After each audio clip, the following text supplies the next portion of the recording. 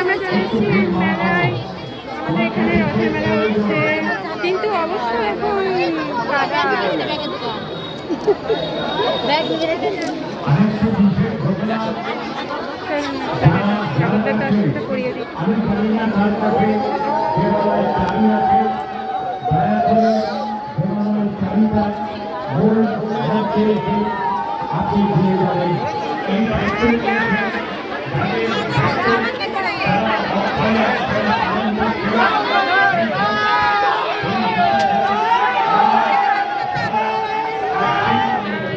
চলে এসেছি মেলার দোকানে।